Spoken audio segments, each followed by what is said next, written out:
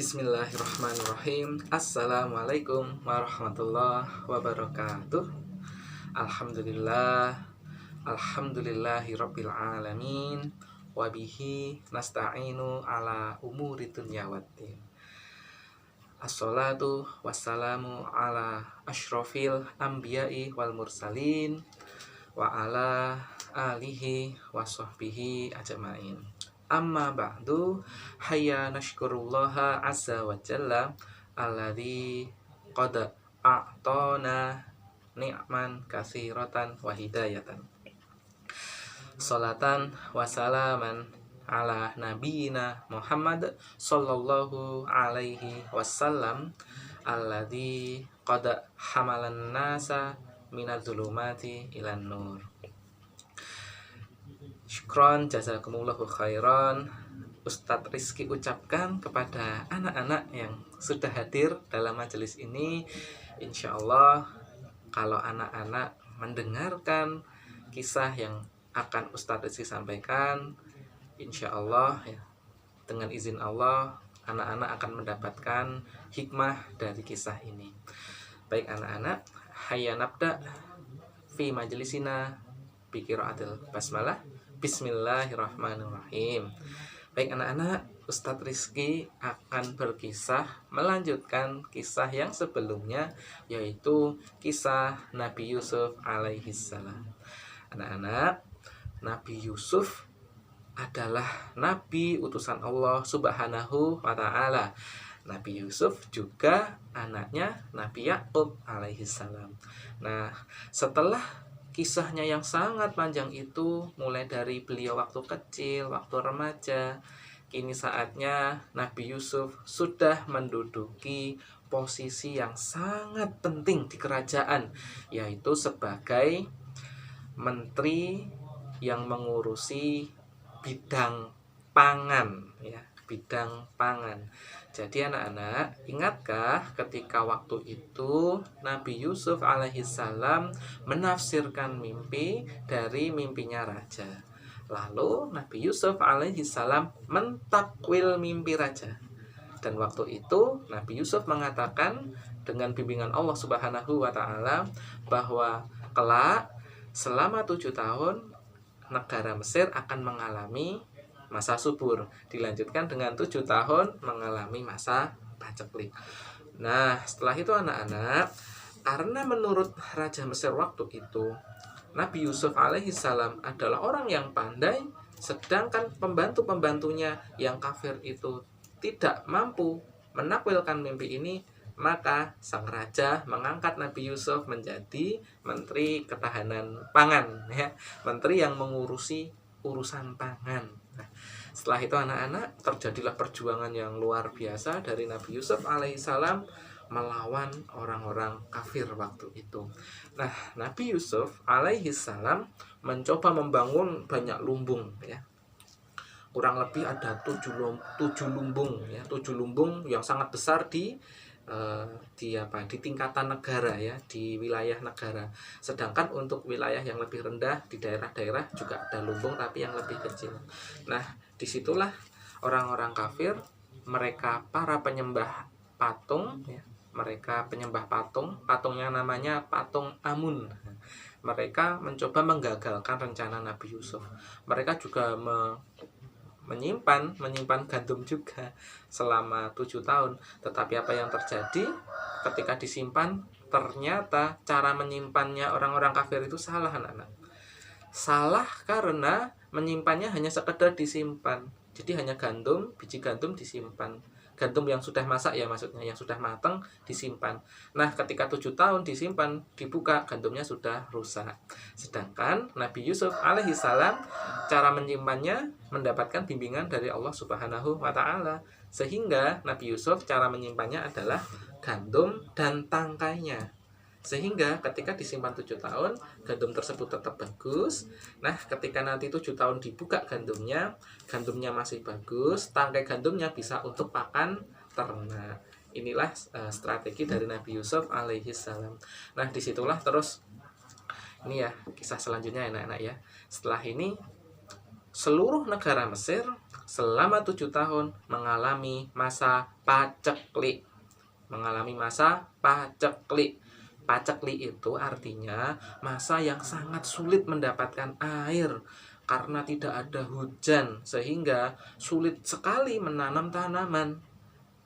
Akibatnya gandum-gandum yang ditanam oleh masyarakat sulit tumbuh. Sehingga dengan strategi Nabi Yusuf bisa memberikan gandum yang mereka simpan kepada rakyat-rakyatnya. Untuk rakyat yang mereka menyimpan gandum ketika masa subur, mereka boleh mengambil. Adapun rakyat yang belum mampu menyimpan ataupun menyimpan tetapi tidak cukup untuk keperluan sehari-hari, maka Nabi Yusuf memberikan gandum-gandum tadi kepada rakyat-rakyat miskin. Nah, ini adalah bentuk kepedulian Nabi Yusuf alaihissalam dan persatuan umat waktu itu. Jadi orang yang menyimpan gandum banyak, ya mereka menyimpan banyak, dan mereka juga ridho ketika Nabi Yusuf memberikan gandum itu kepada fakir miskin. Jadi Nabi Yusuf itu sebenarnya bukan hanya seorang menteri perdagangan, ya, bukan hanya menteri ketahanan pangan, tetapi juga Nabi Yusuf itu adalah seseorang yang soleh, yang baik hati, suka menolong fakir miskin. Begitu juga dengan umatnya beliau waktu itu. Nah, disitulah bencana terjadi. Paceklik terjadi selama kurang lebih 7 tahun. Sehingga paceklik itu membuat wilayah Mesir itu mengalami kesulitan untuk makan. Bahkan tidak hanya itu anak-anak. Wilayah Kan'an, ya, Kan'an itu wilayahnya Nabi Yakub, tempat tinggal Nabi Yusuf yang pada zaman dahulu. Di Kan'an itu kondisinya juga sama. Mereka kesulitan mencari air, mereka kesulitan mencari pangan, mereka juga mengalami masa paceklik. Jadi masa paceklik ini tidak hanya terjadi di Mesir, tapi juga di negeri Syams, di negeri Kan'an, ya, maksudnya di tempatnya Nabi Yusuf pada waktu kecil itu juga kena. Sehingga Nabi Yakub pun harus mencari makanan untuk menghidupi keluarganya. Begitu juga dengan saudaranya Nabi Yusuf yang ada di Kan'an, mereka juga kesulitan anak-anak. Nah, akhirnya Nabi Yakub alaihissalam menyuruh anak-anaknya yang jumlahnya 11 itu, ya, untuk menuju ke negeri Mesir. Nah, dari mana Nabi Yakub tahu bahwa di Mesir ada makanan?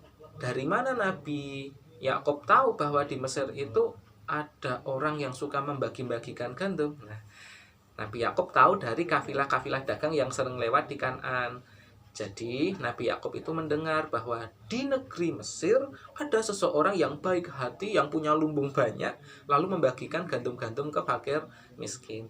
Nah, lalu Nabi Yakub alaihissalam mengatakan kepada anak-anaknya, "Wahai anak-anakku, kalian pergilah ke Mesir dan mintalah gandum di sana. Semoga kita diberikan belas kasihan, semoga kita diberikan gandum oleh orang yang baik itu." Nah, Nabi Yakub pun menyuruh anak-anaknya yang 11 itu untuk pergi ke Mesir. Lalu dilakukanlah persiapan anak-anak untuk berangkat, ya. Tentu kalau kita mau safar, kita harus persiapan, harus berdoa dulu, harus membawa bekal yang cukup, dan harus menunjuk satu pemimpin. Maka di keberangkatan itu, ya, di pemberangkatan pertama pun juga ada pemimpinnya anak-anak, yaitu kakak-kakaknya Nabi Yusuf. Yahuda, Rubil itu adalah kakak-kakaknya Nabi Yusuf, ya. Wallahu alam, Ustadz Rizky belum tahu siapa pemimpinnya waktu itu. Nah, ketika anak-anak Ustadz, ada yang belum Ustadz sampaikan, ya. Anak-anaknya Nabi Yakub kan 12, ya kan? 12 nih, 10 tambah 12. Yang satu kan ada di Mesir, ya kan? Berarti tinggal 11, ya. Nah, Nabi Yakub itu tidak mengizinkan Bunyamin untuk berangkat. Soalnya Nabi Yakub takut nanti Bunyamin dicelakakan lagi oleh kakak-kakaknya. Walaupun kakak-kakaknya tidak mau ngaku kalau berbuat salah sama Yusuf, ya. Nah, akhirnya Bunyamin tidak ikut. Berarti yang berangkat hanya 10 aja. Nah, setelah itu mereka berangkat, 10 orang ini berangkat menuju negeri Mesir. Nah, ketika sampai di negeri Mesir, tentu negeri Mesir itu adalah sebuah negeri yang dipimpin oleh seorang raja, memiliki gerbang, memiliki penjaga, memiliki pasukan. Sehingga ketika ada 10 orang bergerombol masuk ke dalam negeri Mesir, ya pasti diawasi, pasti ditanya, "Kalian dari mana?" Mereka menjawab, kami dari Kan'an. Oh, dari Kan'an. Kalian anaknya siapa? Kok banyak sekali? Kok bersepuluh? Wajahnya tampan-tampan. Mereka menjawab, kami anaknya Nabi Yakub alaihi salam dari Kan'an. Oh, begitu. Baiklah, kalian boleh masuk. Silahkan. Oh, sebentar dulu. Keperluannya apa ya kalian ya? Kami mau minta gandum. Kami mau beli sebenarnya ya. Bukan minta, tapi beli gandum. Ini kami bawa uang. Oh, baiklah kalau begitu. Silahkan masuk. Nah, akhirnya 10 orang bersaudara ini masuk ke dalam negeri Mesir. Nah, disitulah terus para pasukan tadi yang jaga di gerbang tadi laporan sama Nabi Yusuf alaihissalam. Laporannya bukan dengan telepon, laporannya dengan ngomong langsung. Karena zaman dulu belum ada HP, belum ada sosial media, belum ada internet. Jadi harus lapor. Lapor. Lapor. Lapor. Baginda Yusuf. Tadi ada 10 orang masuk ke negeri Mesir. Mereka dari Kan'an. Nabi Yusuf langsung ingat, Kan'an kan daerahnya dulu waktu Nabi Yusuf masih kecil. Nah, terus dilihat, ternyata yang datang adalah saudara-saudaranya, 10 orang. Dan itu sudah berubah kondisinya mereka anak-anak. Dulu kan Nabi Yusuf masih kecil ketika di Kan'an, terus dibuang dalam sumur sama mereka kan. Sekarang Nabi Yusuf sudah tua, sudah dewasa. Sehingga Nabi Yusuf tahu kalau itu saudara-saudaranya, tetapi saudara-saudaranya itu tidak tahu kalau itu adalah Nabi Yusuf. Ya, gini anak-anak ya. Kita itu mengalami perubahan yang sangat banyak, perubahan yang sangat besar ketika kita dari kecil menuju jadi besar. Itu banyak perubahannya. Badannya tambah gede, yang belum punya kumis muncul kumisnya, yang punya jenggot muncul jenggotnya, gitu. Terus nanti wajahnya juga makin dewasa, makin besar ya, tubuhnya makin gede, makin tinggi. Sedangkan kalau sudah tua seperti Ustadz Rizky, ya sampai besok ya paling ya kayak gini terus, paling cuma tambah keriput ya kan, ya kayak gini begitu. Sehingga Nabi Yusuf alaihissalam kenal betul sama saudara-saudaranya itu saudaraku itu. Tapi saudara-saudara itu tidak kenal sama Nabi Yusuf karena Nabi Yusuf sudah besar, sudah berubah ya. Jadi seperti itu anak-anak. Mungkin besok kalau anak-anak sudah gede, Ustadz juga akan pangling. Jadi anak-anak jangan malu untuk menyapa Ustadz kalau besok kalian sudah besar ya. Barangkali kalian besok makin besar, makin cakep, makin soleh, Ustadz sudah tidak mengenal lagi. Nah, besok anak-anak nyapa Ustadz ya kalau ketemu. Baik anak-anak yang dirahmati Allah Subhanahu wa taala, akhirnya bersepuluh orang ini saudaranya Nabi Yusuf ketemu sama Nabi Yusuf. Nah, terus Nabi Yusuf tanya, kalian perlu apa? Mereka menjawab, oh, kami perlu makanan, perlu gandum. Wahai pemimpin, berilah kami gandum, kami akan beli dengan uang kami. Akhirnya sama Nabi Yusuf ini dikasih gandum kan, dikasih gandum, terus uangnya dikasihkan Nabi Yusuf alaihissalam. Tapi anak-anak yang dirahmati Allah Subhanahu wa taala, Nabi Yusuf itu orang yang cerdas dan dia membuat suatu suatu cara supaya uang yang diberikan kepada Nabi Yusuf itu Nabi Yusuf kembalikan lagi begitu. Jadi mereka itu yang para 10 orang tadi itu diajak makan dulu sehingga mereka meninggalkan barangnya. Nah, ketika mereka sedang makan, sedang asyik makan, Nabi Yusuf alaihissalam meminta prajuritnya untuk memasukkan uang tadi, uang yang dipakai beli tadi loh, dimasukkan lagi ke kantong mereka. Jadi ini ada uang dibeli ya untuk membeli gandum. Gandumnya udah dapat nih. Ya, uangnya dikasihkan Nabi Yusuf. Sama Nabi Yusuf uangnya dimasukkan ke kantong gandum tadi. Sehingga 10 saudara ini sebenarnya mendapatkan gandum secara gratis, nggak bayar lah, uangnya dimasukkan lagi ke gandum. Begitu anak-anak ya ceritanya. Nah, disinilah 10 bersaudara tadi kan makan nih ya kan, makan, Nabi Yusuf menemani di situ. Nabi Yusuf tanya-tanya, kalian itu siapa? Mereka menjawab, oh kami adalah anak-anaknya Nabi Yakub. Oh, Nabi Yakub dari Kan'an, ya beliau terkenal itu. Terus kalian berapa bersaudara? Mereka menjawab, Oh, kami 12 bersaudara. Ini kami cuma 10. Soalnya yang satu dimakan serigala, yang satu tinggal di rumah Bunyamin. Wah, ternyata 10 bersaudara ini masih saja bohong. Padahal yang diajak ngomong ini adalah Nabi Yusuf alaihissalam. Nabi yang dulu dimasukkan ke dalam sumur oleh mereka, lalu mereka berbohong pada ayahnya dan mengatakan Nabi Yusuf dimakan serigala. Padahal Nabi Yusuf dimasukkan ke dalam sumur. Coba ya, kalau anak-anak ingin mendengarkan kisah sebelumnya, anak-anak bisa menyimak video-video yang sudah Ustadz Rizky sampaikan tentang kisah Nabi Yusuf pada waktu kecil. Nah, anak-anak yang dirahmati Allah Subhanahu wa taala, selanjutnya Nabi Yusuf alaihissalam sambil mengajak makan, Nabi Yusuf mengatakan pada mereka, "Wahai anak-anaknya Nabi Yakub, mulai tahun depan kalau kalian ingin mendapatkan gandum lagi, kalian harus mengajak Bunyamin. Kalau kalian tidak mengajak Bunyamin, aku tidak akan mengizinkan kalian kembali ke sini." Nah, anak-anak akhirnya mereka langsung, wah, mikir nih, jangan-jangan besok nggak boleh ini.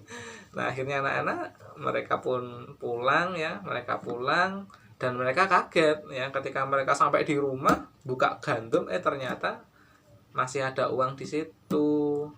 Nabi Yakub tahu, wah, ini orang yang ngasih gandum ini baik hati banget. Tadi niatnya mau beli malah dikasih. Dan Nabi Yakub akhirnya ya dengan terpaksa juga ya. Kan tadi kata Nabi Yusuf 10 bersaudara ini tidak boleh kembali ke Mesir kalau tanpa Bunyamin. Nah, akhirnya setahun berlalu dan 10 bersaudara ini ngomong lagi kepada Nabi Yakub, "Wahai ayah, kita nggak boleh nih datang ke Mesir kalau kita nggak bawa Bunyamin. Gimana nih ayah?" Wah, Nabi Yakub terus, ya Allah, gimana nih? Kalian itu dulu mencelakakan Nabi Yusuf sampai sekarang tidak mau ngaku juga. Sekarang mau bawa Bunyamin. Bagaimana kalau Bunyamin kalian celakakan? Nah, akhirnya terus mereka berjanji, "Sumpah ayah, aku akan menjaga Bunyamin. Sumpah ayah, kami akan menjaga Bunyamin." Nah, karena mereka bersumpah, Nabi Yakub mengatakan lagi, "Dulu kalian bersumpah demi Allah akan jaga Yusuf. Nah, dulu Yusuf juga hilang. Kata kalian dimakan serigala. Sekarang kalian bersumpah lagi mau bawa Bunyamin. Bagaimana kalau hilang lagi?" Nah, kata anak-anaknya, "Tapi ayah, kalau kita nggak berangkat tanpa Bunyamin, menteri tidak akan ngasih makanan ke kita. Kita ini sedang miskin ayah, nggak punya uang juga, gitu. Kurang uang kita. Kita harus berangkat sama Bunyamin." Nah, qadarullah ya, Allah mentakdirkan karena kondisinya memang sangat sulit, Nabi Yakub pun mengizinkan Bunyamin diajak oleh mereka.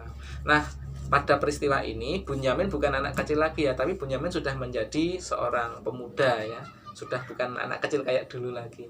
Seorang pemuda dan kakak-kakaknya juga sudah tua sekarang ya. Nah, setelah itu Bunyamin pun diajak ya sampai ke negeri Mesir.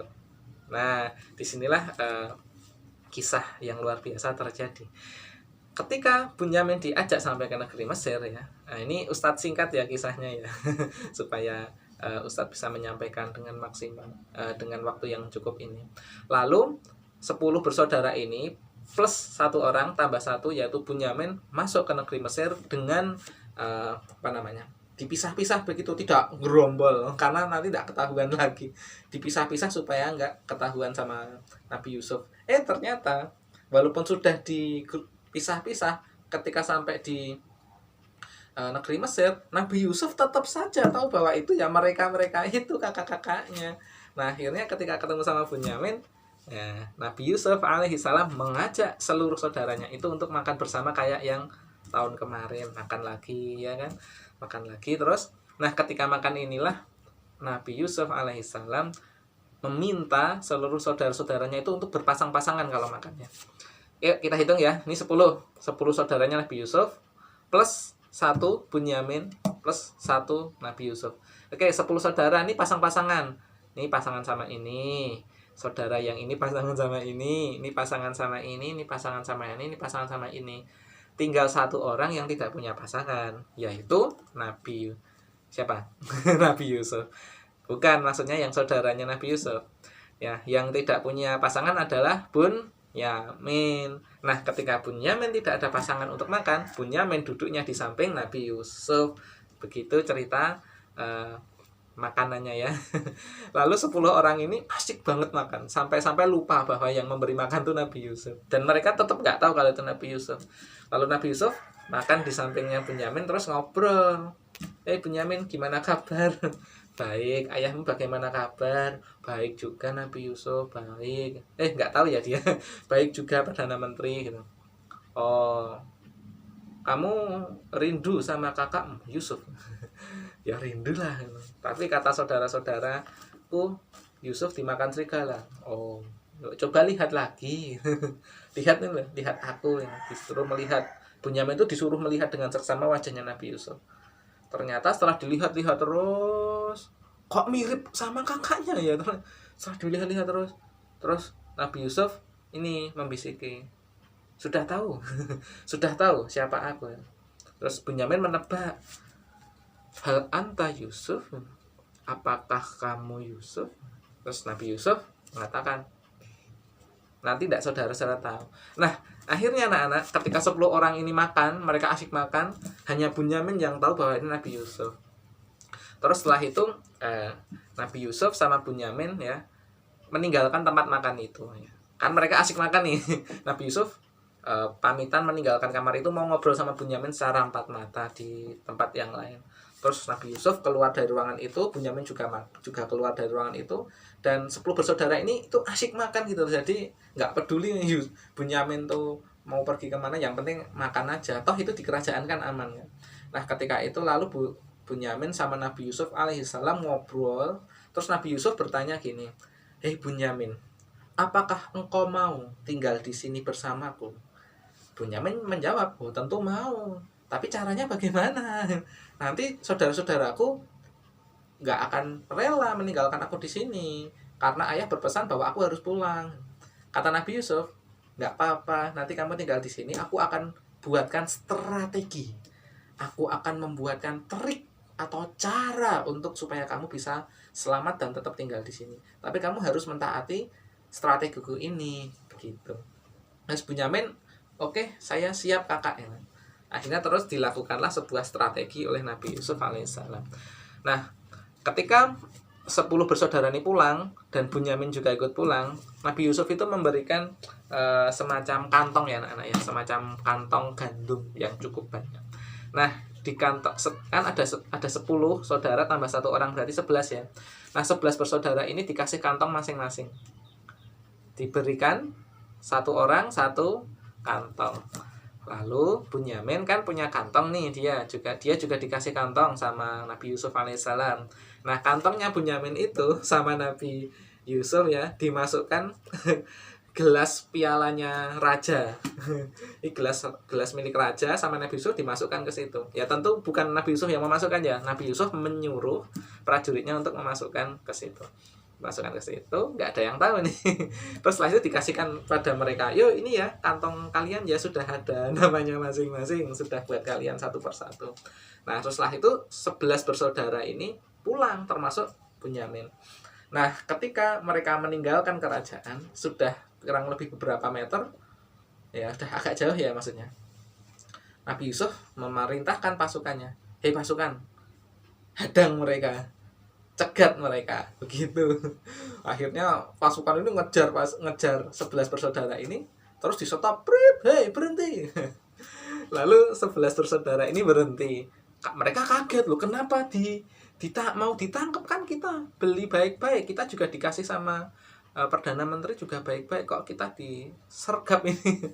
Nah, terus prajuritnya tanya, menyampaikan informasi, mohon maaf 11 bersaudara, raja kehilangan gelasnya, kami ingin mengecek kantong-kantong gandum kalian. Wah. Akhirnya terus bingung mereka, loh tapi kami kan nggak nyuri. Pokoknya harus dicek, ini bagian dari protokol. Ini bagian dari aturan kerajaan. Akhirnya terus kantong-kantong tadi diperiksa semua tuh ya, Rubil, Yahuda, dan Naftali, itu semua diperiksa semua. 10 orang ini diperiksa semua ya kan? Tidak ada gelas milik raja. Tapi tinggal 1 orang yang belum diperiksa, yaitu Bunyamin. Kata 10 bersaudara ini, nggak mungkin Bunyamin mencuri, nggak usah digeledah. Kami itu memang nggak mencuri, Bunyamin itu anak baik. Kata prajuritnya, tetap harus digeledah. Kita harus buktikan, kita harus yakin bahwa tidak ada gelas di kantongnya kalian. Setelah itu kantongnya Bunyamin dibuka, ternyata ada gelas di situ, gelas milik raja. Ya kan tadi Nabi Yusuf memasukkan gelas ke situ. Nah, kagetlah 10 bersaudara ini. Loh, Bunyamin kok kamu mencuri? Bunyamin diem aja. Kan kata Nabi Yusuf harus diem, nggak usah bantah. Loh, kok kamu mencuri? Wah, kamu mencuri Bunyamin. Kayak kakakmu dulu mencuri. Mereka malah menuduh Nabi Yusuf mencuri, menuduh Bunyamin mencuri. Nah, itulah akhlak yang buruk ya adik-adik ya. Nggak boleh kayak gitu, nggak boleh nuduh sembarangan. Akhirnya Bunyamin ditangkap sama prajurit itu, dibawa ke kerajaan. Nah, 10 bersaudara ini sedihnya minta ampun. Aduh, piye ini Bunyamin malah ditangkap, kita nggak bisa pulang ini kalau begitu. Nanti ayah tanya Bunyamin di mana. Wah, mereka bingung gitu. Nah, terus karena mereka nggak berani pulang tanpa Bunyamin, akhirnya pemimpin dari rombongan tadi ya, pemimpin dari saudara-saudaranya Nabi Yusuf, yaitu Rubil ya. Rubil itu salah satu kakak yang tertua juga. Rubil mengatakan, saudara-saudaraku, aku tidak mau pulang sampai Bunyamin aku kembalikan lagi. Kalian bersembilan